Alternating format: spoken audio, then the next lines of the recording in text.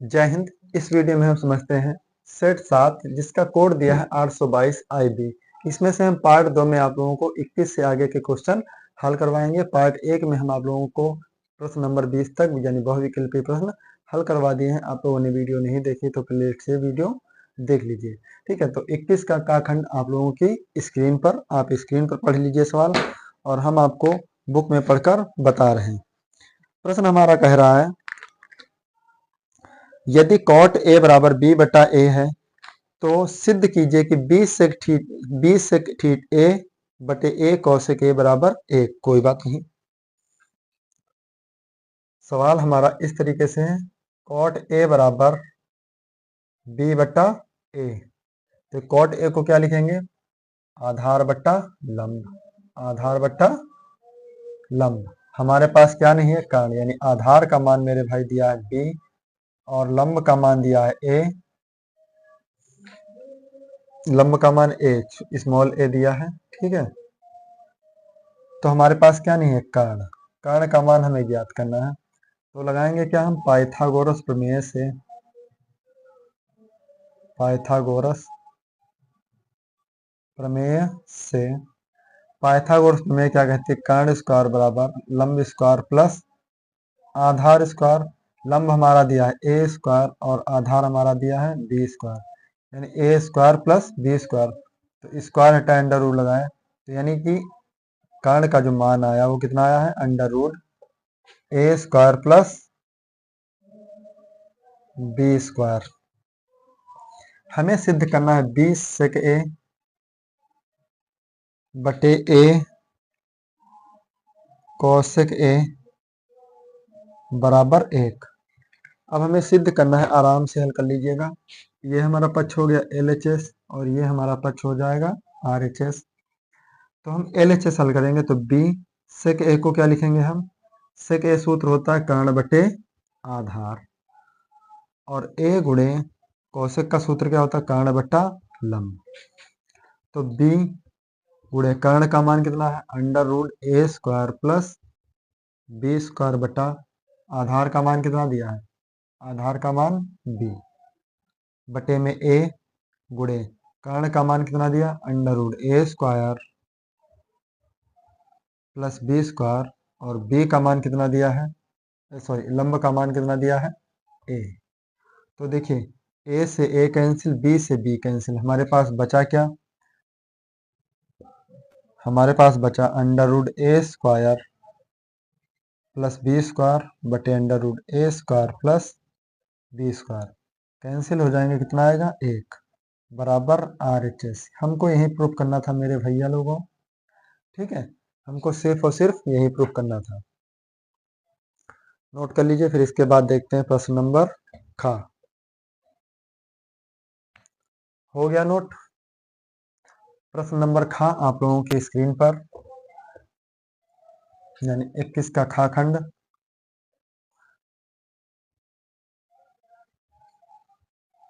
आप लोगों की स्क्रीन पर क्या कह रहा क्वेश्चन, x के किस मान के लिए, x का मान हमें ज्ञात करना है, 2x कामा x प्लस 8 तथा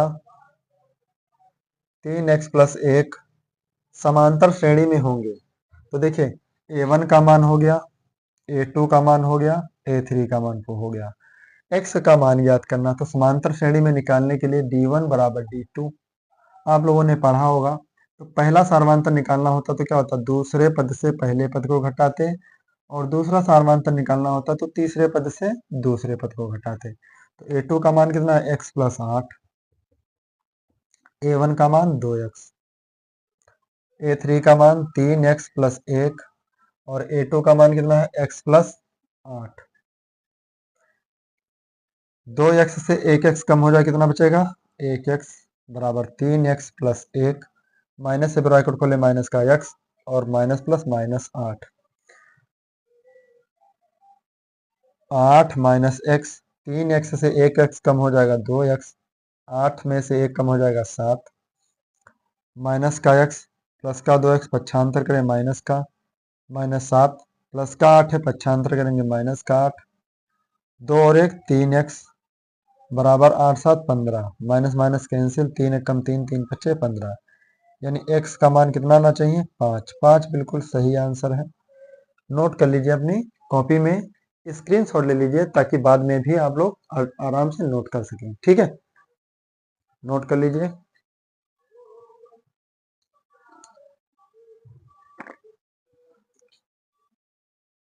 फिर इसके बाद देखते हैं प्रश्न नंबर गा। प्रश्न नंबर गा आप लोगों की स्क्रीन पर। प्रश्न क्या कह रहा है, ध्यान से पढ़िएगा आप लोग।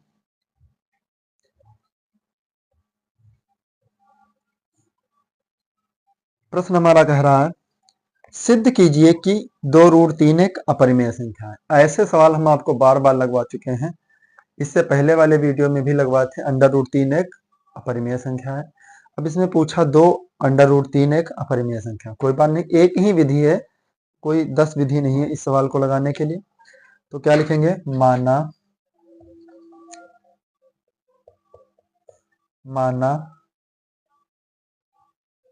2√3 एक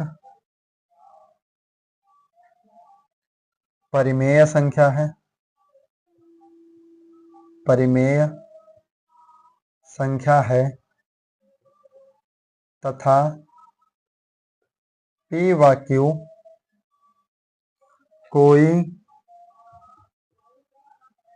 सहअभाज्य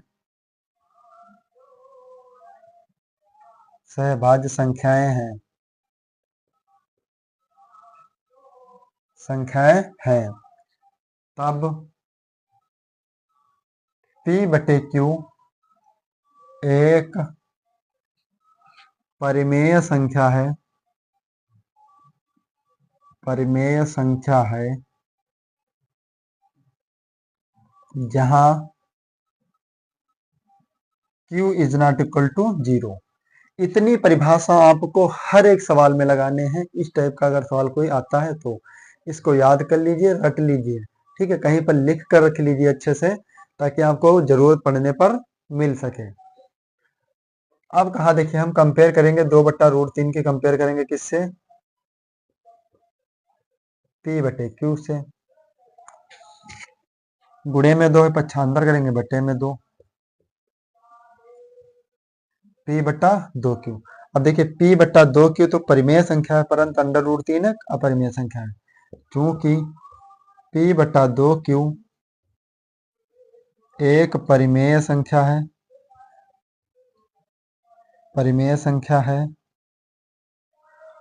परंतु √3 एक अपरिमेय संख्या है,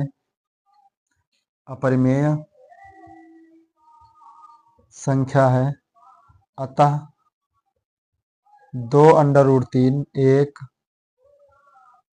अपरिमेय संख्या होगी, ठीक है। तो 2√3 एक अपरिमेय संख्या होगी। इस टाइप से ये सवाल आपका 2 नंबर का बिल्कुल अच्छे से कंप्लीट हो गया। नोट कर लीजिए। फिर इसके बाद देखते हैं प्रश्न नंबर घ। हो गया स्क्रीनशॉट।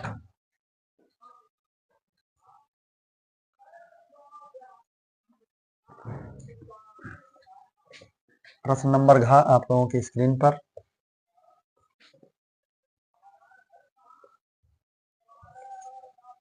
प्रश्न नंबर घ क्या कह रहा हमारा,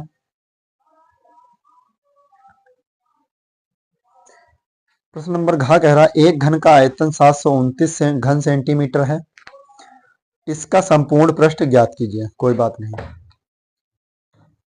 सवाल ने दिया है घ खंड में, एक घन का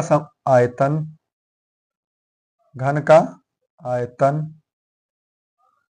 बराबर 729 घन सेंटीमीटर। तो देखिए, घन के आयतन का सूत्र क्या होता है, भुजा क्यूब। 729 किसका क्यूब है, 9 नमा 81 नमा 729, यानी 9 का क्यूब।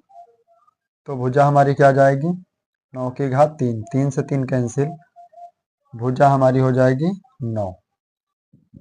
भुजा क्या हो जाएगी 9।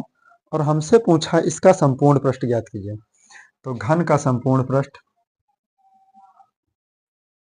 घन का संपूर्ण पृष्ठ, तो घन के संपूर्ण पृष्ठ का सूत्र होता है 6 गुणे भुजा स्क्वायर। 6 गुणे भुजा स्क्वायर, तो 6 गुणे भुजा कितनी 9 का स्क्वायर, 6 गुणे 9 9 81, 6 कम 6 6 ठे 48। ठीक है, 6 कम 6 6 ठे 48 सेंटीमीटर स्क्वायर। किसी चीज का संपूर्ण पृष्ठ हो, क्षेत्रफल हो, ये सब वर्ग में होंगे। ठीक है, इसका आंसर भी हम चेक कर लें। इसका आंसर यानी क्वेश्चन नंबर 486 सेंटीमीटर स्क्वायर। फिर इसके बाद नोट कर लीजिए, देखते हैं प्रश्न नंबर 18। हो गया स्क्रीनशॉट। प्रश्न नंबर 18 आप लोगों की स्क्रीन पर, आप स्क्रीन पर पढ़ते रहिएगा। एक एक क्वेश्चन, कोई भी क्वेश्चन नहीं छोड़ेंगे। गलती से छूट जाए, जैसे भी सेट 5 में शायद छूट गया है एक क्वेश्चन, त्रिकोणमिति का एक क्वेश्चन था, वो धोखे से छूट गया है। लेकिन हम कोशिश करते हैं कोई भी क्वेश्चन छूटने ना पाए। ठीक, क्योंकि इसमें देखिए क्वेश्चन होते लगभग 20 20 और 6 26, 5 26 5 होते हैं 31, 31 और 6 होते हैं 37, 38 सवाल, लगभग 38 सवाल हल करने होते हैं। ठीक है, तो गलती से कहीं ना कहीं एक मिस्टेक हो जाए तो उसके लिए आप लोग प्रतिबद्ध मत रहना। आप लोग कमेंट बॉक्स में बता देना, हम उस क्वेश्चन को अगले वीडियो में जरूर बता देंगे। ठीक है, और आप लोगों से हम बार बार एक ही रिक्वेस्ट करते हैं कि प्लीज़ आप लोग वीडियो को अपने दोस्तों में ज़्यादा से ज़्यादा शेयर कीजिए। आप लोग ज़्यादा से ज़्यादा हमें सपोर्ट कीजिए, ताकि हम भी कोई आप लोगों के लिए ज़्यादा मेहनत कर सकें। आप सपोर्ट नहीं करेंगे तो कैसे काम चलेगा। हम आप लोग तो बड़े बड़े यूट्यूबरों को ज़्यादा सपोर्ट करते हैं, कभी छोटे को भी सपोर्ट कर दीजिएगा।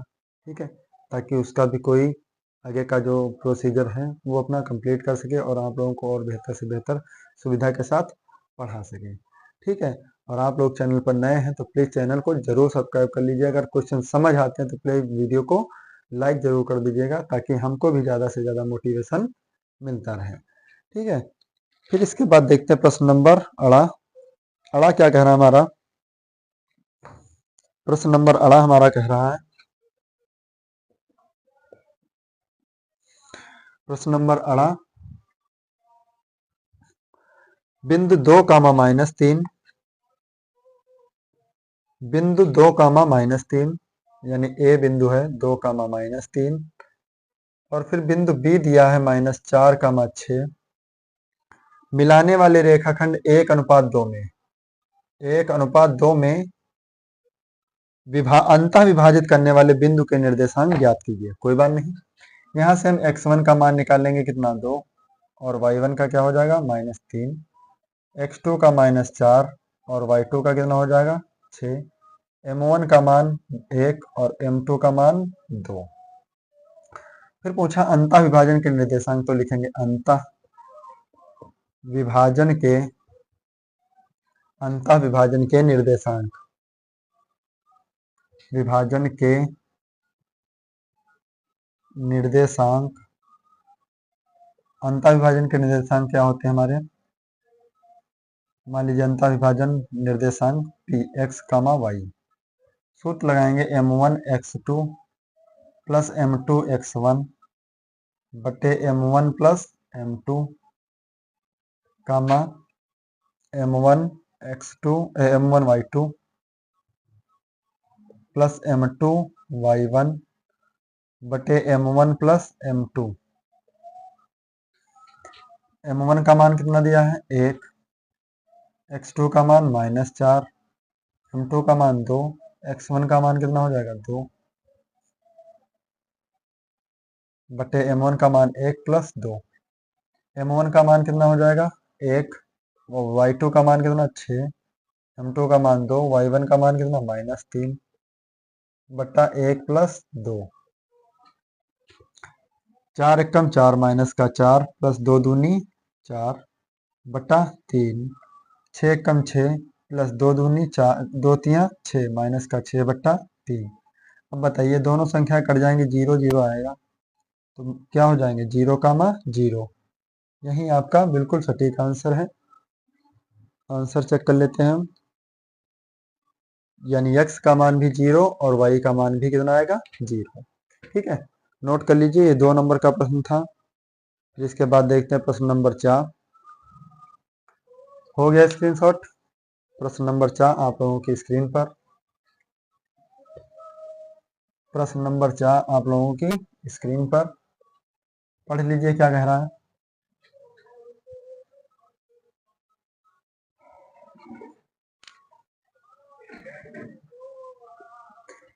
4 नंबर कह रहा है निम्नलिखित आवर्त वितरण से माध्य ज्ञात कीजिए। यानी माध्य को हमको ज्ञात करना है। तो वर्ग अंतराल देखिए हमारे पास दिया है,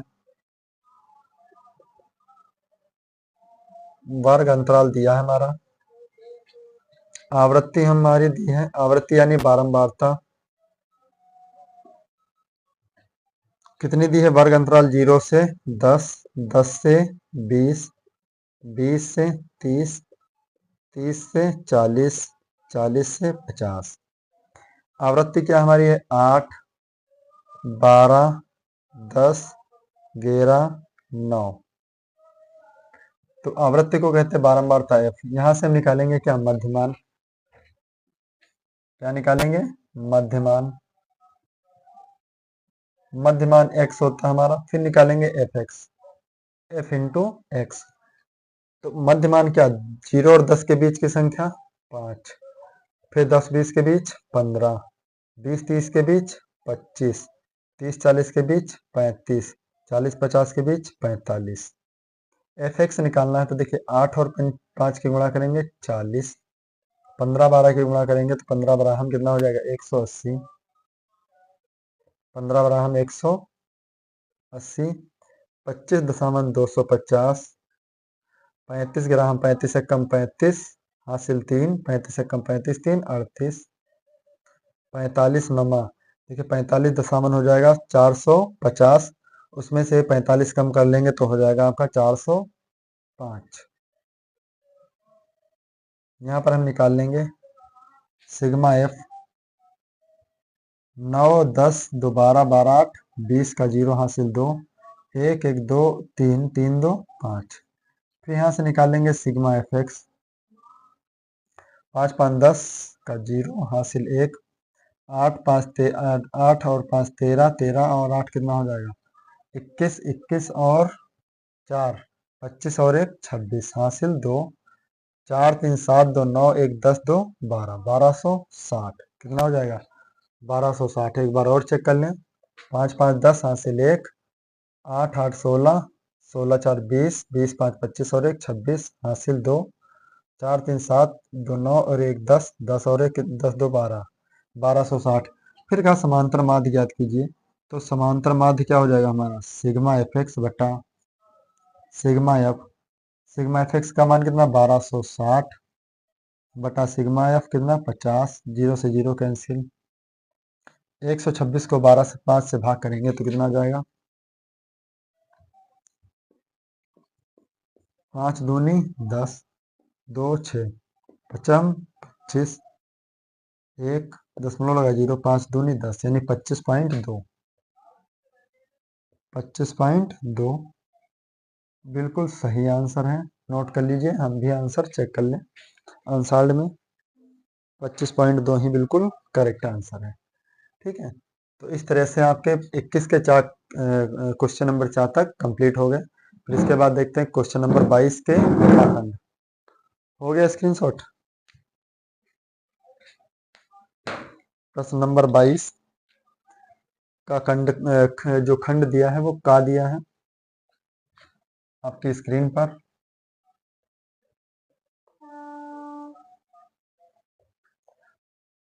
खंड का आपकी स्क्रीन पर।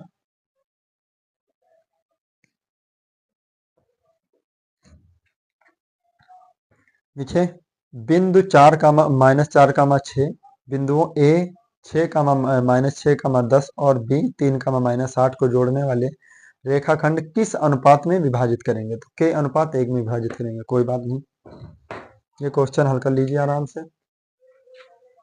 प्रश्न नंबर 22 का खंड। देखिए कोई बिंदु दिया है,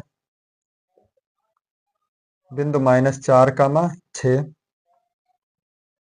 बिंदुओं ए -6, 10 और बी 3, -8 को जोड़ने वाले रेखाखंड को के अनुपात 1 में विभाजित करेगा। ठीक, विभाजित करेगा, कोई बात नहीं।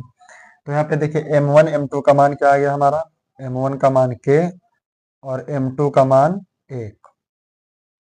बिंदु हमारे दिए हैं x1 और y1 मान लेते हैं। x1 का मान -6, y1 का 10, x2 का मान 3 और y2 का मान -8।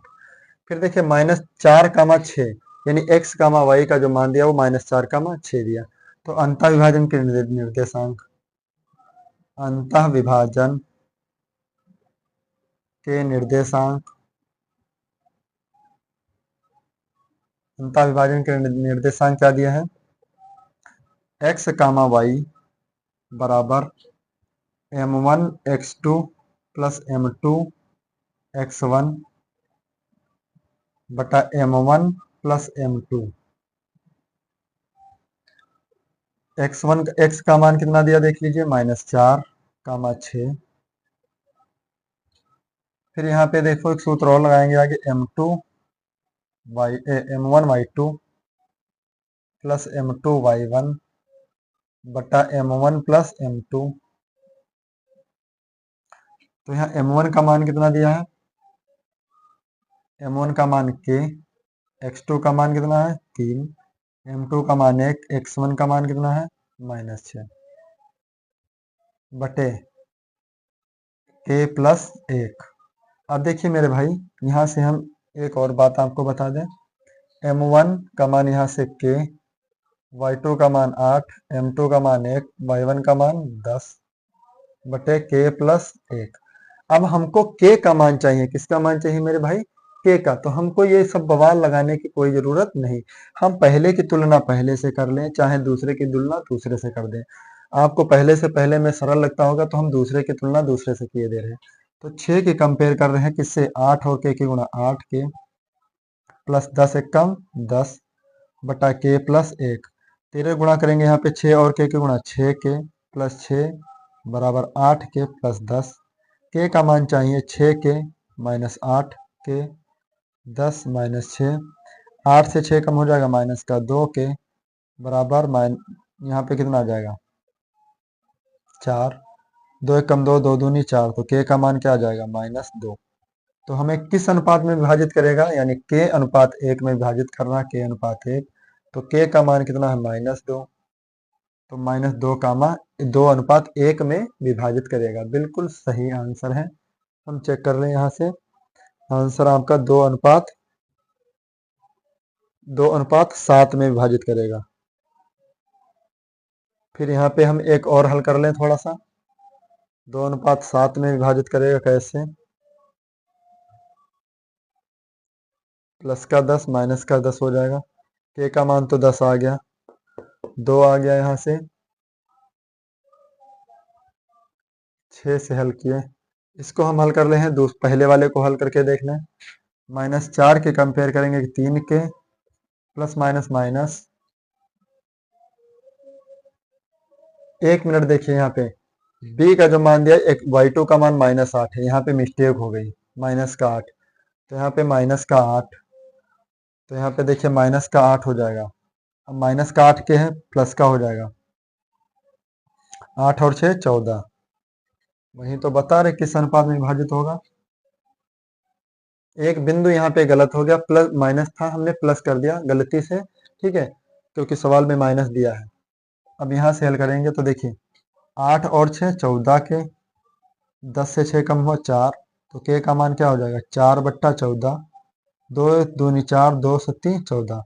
तो किस अनुपात में विभाजित कर रहा है, 2/7, यानी 2:7 में। यही आपका सटीक आंसर है। चाहे आप पहले की कंपेयर पहले से कर दीजिए, दूसरे के कंपेयर दूसरे से कर दीजिए, उत्तर उतना ही आपको मिलेगा। ठीक है, नोट कर लीजिए इसे। फिर इसके बाद देखते हैं प्रश्न नंबर खा।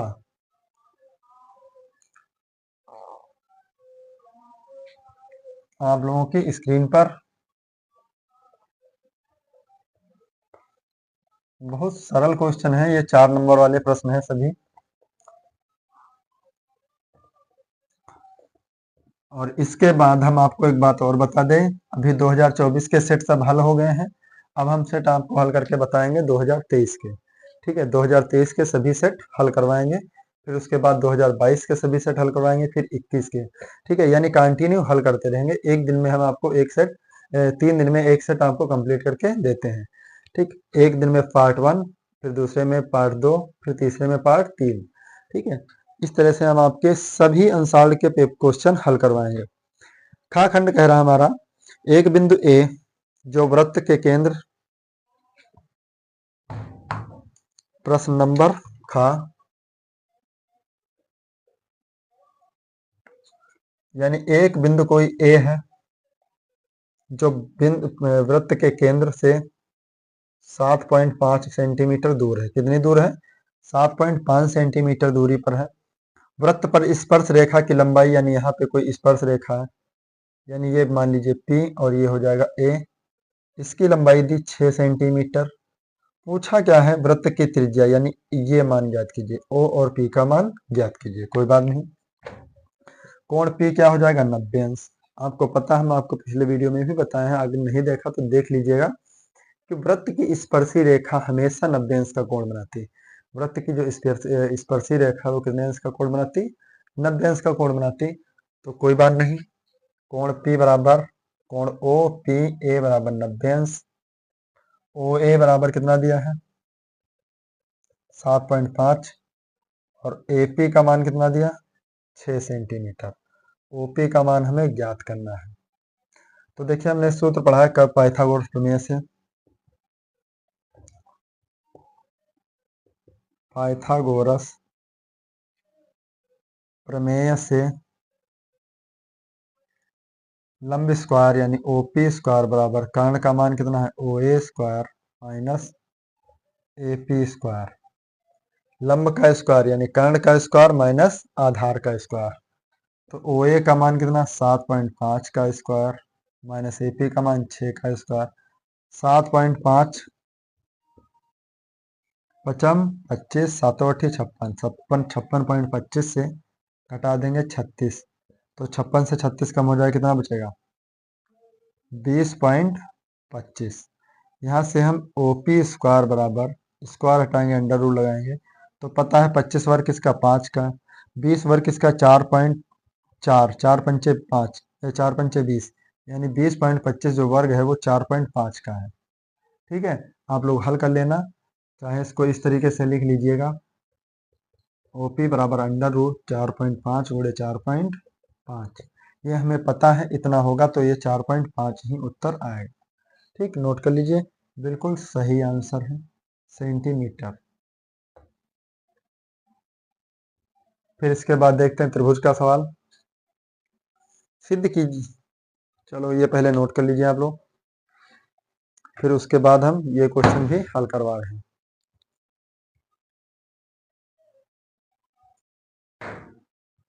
हो गया स्क्रीनशॉट। फिर देखते हैं प्रश्न नंबर ग आपकी स्क्रीन पर।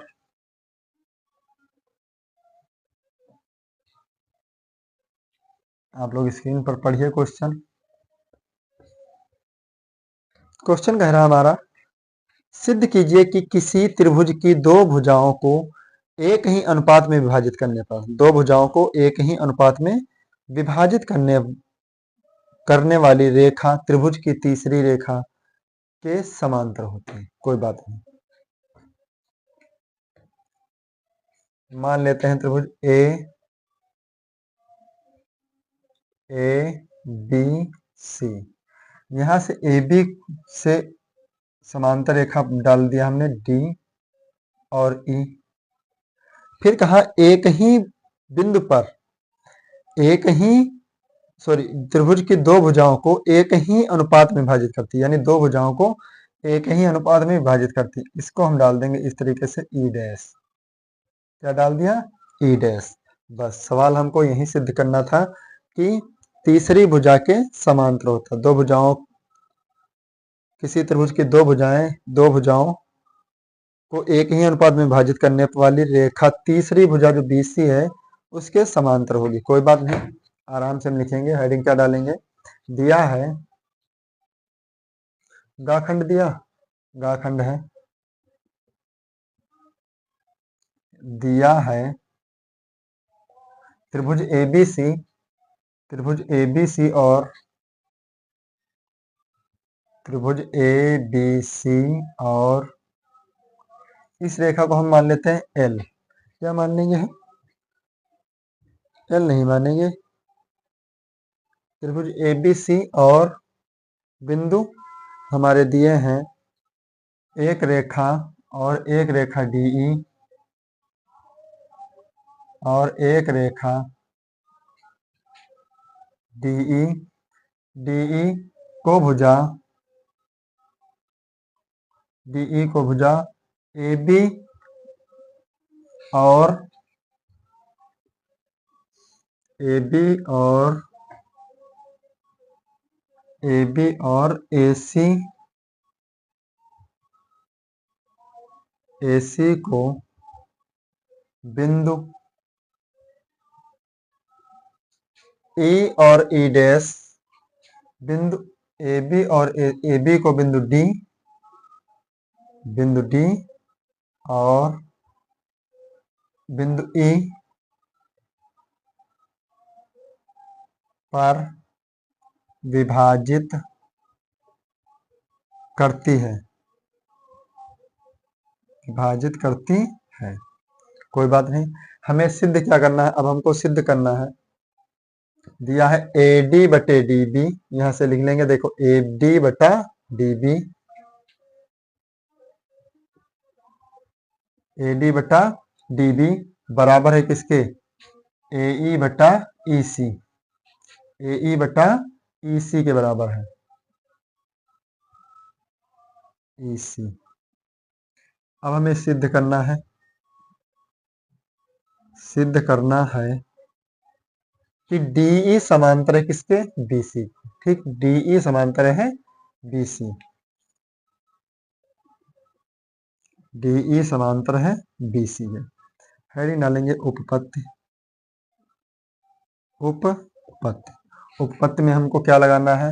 AD बटा DB, AD बटा DB, AD बटा DB बराबर किसके है? बराबर है AE बटा EC के, AE बटा EC, AE बटा EC के बराबर है। फिर इसके बाद हमको लिखना है तो AD बटा DB, AD बटा DB किसके बराबर होगी? AE बटा EC के, AE बटा देखिए AE बटा E डैश C के बराबर है, AE बटा E डैश C के बराबर है। नहीं, एक मिनट, AE डैश, ये भुजा तो बराबर है, तो AE डैश बटे EC बटे EC। देखिए ये भुजा इसके समांतर है, तो ये भुजा इसके समांतर है, तो कहने का मतलब DE भी समांतर होगी किसके? BC के। अतः DE समांतर है BC। यही हमको क्या करना था? प्रूफ करना था। ठीक, नोट कर लीजिए आप फटाफट। फिर इसके बाद देखते हैं घाखंड।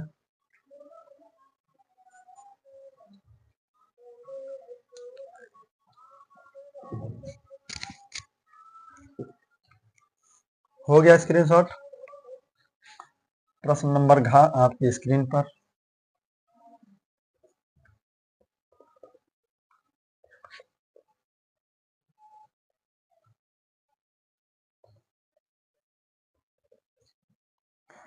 प्रश्न नंबर घ क्या कह रहा हमारा? दो अंकों की एक संख्या में अंकों का योग 12 है। दो अंकों की एक संख्या है, मान लीजिए 18 है या 19 है या 73 है, कुछ भी संख्या है, उसमें अंकों का जो योग है वो 12 है। अंकों का स्थान बदल देने पर प्राप्त संख्या दी गई संख्या से 18 अधिक है। जो अंकों का स्थान बदल दें तो जो पहले वाली संख्या उससे 18 ज्यादा है, तो संख्या ज्ञात कीजिए। कोई बात नहीं, ऐसा सवाल हम आप लोगों को सेट 5 में भी लगवा चुके हैं, पार्ट 2 में, तो कोई बात नहीं, हल करते हैं। प्रश्न नंबर घ, माना दहाई का अंक बराबर x और इकाई का अंक बराबर y, तब अभीष्ट संख्या हमारी क्या बनेगी? दहाई हमेशा 10 की होती, तो 10x प्लस वाई। अब कहा इन दो अंकों का योग कितना दिया है? 12। प्रश्नानुसार अंकों का योग 12, समीकरण 1। फिर कहा है यदि अंकों को यानी संख्या के अंकों को बदल दिया जाए, पलट दिया जाए, तब संख्या क्या बनेगी? लिखेंगे अंकों को पलटने से बनी संख्या क्या हो जाएगी? 10y plus x. अब ये नई संख्या बन गई, वो पुरानी संख्या से 18 ज्यादा है। ये सवाल ने कहा है 10y प्लस एक्स बराबर 10x प्लस वाई प्लस 18 ज्यादा है, तो प्लस का इधर पक्षांतर करने लगेंगे, तो 10y प्लस एक्स माइनस का 10x माइनस का y बराबर 18। तो देखिए 10y से 1y कम हो जाएगा, 9y माइनस का 9x बराबर 18। 9 कॉमन ले लेंगे तो y माइनस एक्स बराबर 18। 9 एक कम 9, 9 दूनी 18, तो y माइनस एक्स का मान कितना हो जाएगा? 2। समीकरण 2। अब देखिए यहां से हम y का मान निकाल लेंगे, समीकरण 1 में रख देंगे, तो y का मान क्या हो जाएगा? 2 प्लस एक्स। y का मान समीकरण 1 में रखने पर, समीकरण 1 हमारा क्या है? x प्लस वाई बराबर 12। y का मान क्या दिया है? 2 प्लस एक्स बराबर 12, तो 1x 1x 2x, 12 माइनस का 2, तो 2x बराबर कितना हो जाएगा? 10। 2 पंचे 10, x का मान कितना आ जाएगा? 5। x का मान उठा के हम रखेंगे समीकरण किसी में रख देंगे, 1 में रख देंगे। x का मान समीकरण 1 में रखने पर, समीकरण 1 में रखने पर, तो समीकरण 1 हमारा क्या है? x प्लस वाई बराबर 12, x का मान 5 प्लस वाई बराबर 12, तो y का मान क्या हो जाएगा? 12 माइनस 5, तो y का मान 12 से 5 कम हो जाएगा 7, यानी x का मान 5, y का मान 7। तब अभीष्ट संख्या क्या हो जाएगी? 10x प्लस वाई, 10 x का मान 5, y का मान 7, 10 पचे 50 प्लस 7 बराबर 57, यानी अभीष्ट संख्या हमारी क्या हो जाएगी? 57। ठीक है। अब सवाल ने कहा अंकों का योग 12, तो 7 और 5 जोड़ देंगे, कितना हो जाएगा? 12। यही आंसर आप लोगों का बिल्कुल शायद सटीक है, बिल्कुल शायद नहीं, 100% सटीक है। ठीक है, फिर इसके बाद देखते हैं प्रश्न नंबर 18। नोट कर लीजिए, आप लोग स्क्रीनशॉट ले लीजिएगा, ठीक है, ताकि आप लोग बाद में भी आराम से नोट कर सकें। हो गया स्क्रीनशॉट? फिर देखते हैं प्रश्न नंबर 18 आप लोगों की स्क्रीन पर।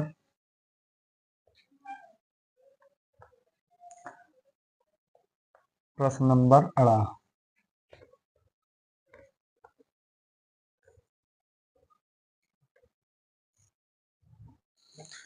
प्रश्न कह रहा है द्विघात समीकरण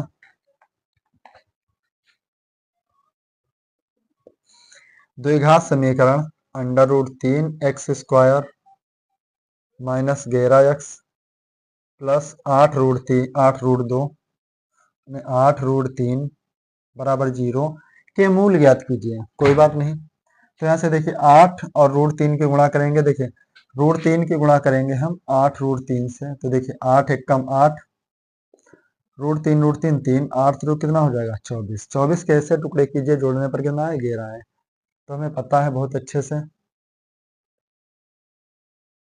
8 + 3 + 8√3 बराबर 0। तो √3x² माइनस 8x, यहाँ पे x भी तो लिखना है,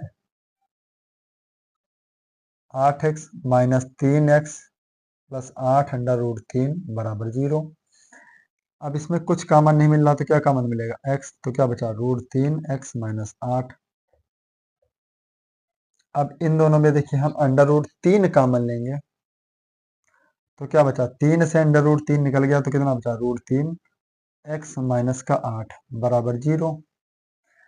तो √3x माइनस 8 फिर x माइनस √3 बराबर 0। पूछा है मूल ज्ञात कीजिए, तो एक समीकरण एक ये ब्रैकेट हल के लिए कोष्ठक हल करें, इसको भी हल कर लें। तो लिखेंगे यदि √3x माइनस 8 बराबर 0, तो √3x बराबर 8 और x बराबर क्या हो जाएगा 8/√3। एक मूल तो ये मिल गया। फिर दूसरा मूल कैसे मिलेगा, यदि x माइनस √3 बराबर 0, तो x बराबर क्या हो जाएगा √3। ठीक, तो इस तरह से हमें क्या मिले, दोनों मूल मिल गए। आंसर चेक कर लीजिए आप लोग। ठीक, इस तरह से हमको दोनों मूल मिल गए, तो क्या हो जाएगा 8/√3 या √3, दोनों मूल मिल गए। नोट कर लीजिए। फिर इसके बाद देखते हैं प्रश्न नंबर 4। प्रश्न नंबर 4,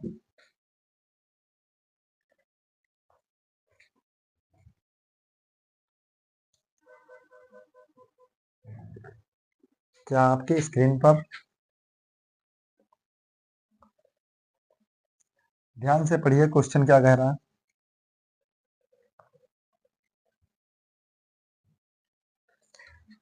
प्रश्न कह रहा है हमारा निम्नलिखित आंकड़ों से माध्यिका ज्ञात कीजिए। आंकड़े हमारे पास दिए हैं,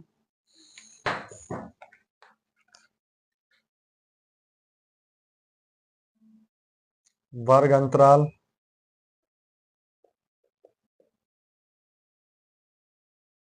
बारंबारता,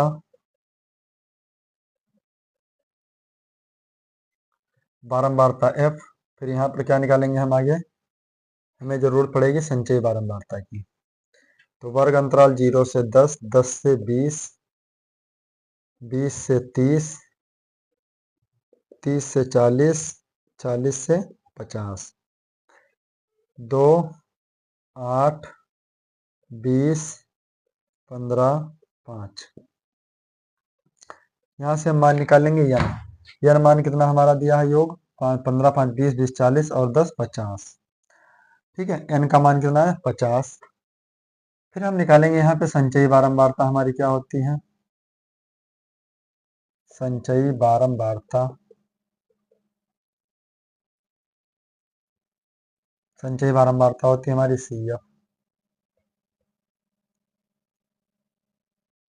CF निकालेंगे। तो देखिए पहली संख्या उतनी ही रखेंगे 2 और 8, पहले में दूसरी संख्या जोड़ेंगे 2 और 8 10, 10 और 20 30, 30 में 15 जोड़ेंगे 45, 45 में 5 जोड़ेंगे कितना हो जाएगा 50।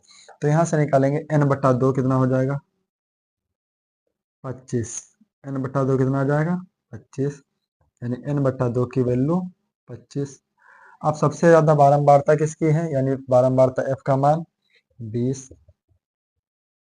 f का मान 20। उससे पहले की संचयी बारंबारता क्या हो जाएगी 10। पहले वर्ग की संचयी बारंबारता CF का मान कितना हो जाएगा 10। अब देखिए बारंबारता वर्ग की निम्न सीमा कितनी है 20 और h कितना है 10। हमसे पूछा है माध्यिका ज्ञात कीजिए, कोई बात नहीं, यहाँ से लगा देंगे। माध्यिका बराबर एल प्लस एन बटा 2 माइनस सी एफ बटे एफ गुणे एच। एल का मान कितना है 20 प्लस एन बटा 2 का मान 25 माइनस संचयी बारंबारता 10 बटे बारंबारता कितनी है 20 गुणे एच का मान 10। 0 से 0 कैंसिल। 20 प्लस 25 से 10 कम हो गया 15 बट्टा 2। 15 को 2 से भाग करेंगे कितना आ जाएगा 7.5। 20 और 7 27.5। यही आप लोगों का बिल्कुल सटीक आंसर है। ठीक है, नोट कर लीजिए इस क्वेश्चन को या फिर स्क्रीनशॉट ले लीजिएगा। हो गया स्क्रीनशॉट। तो इस तरह से हम आप लोगों के 22 के चाखंड तक पार्ट 2 में हल करवा दिए और उम्मीद करते हैं कि ये सारे क्वेश्चन आप लोगों को समझ आए होंगे। और यदि आप लोगों को वीडियो पसंद आया हो, क्वेश्चन समझ आए हो, तो प्लीज़ वीडियो को लाइक कर दीजिए, चैनल को भी सब्सक्राइब कर लीजिए। मिलते हैं नेक्स्ट वीडियो में, तब तक के लिए जय हिंद।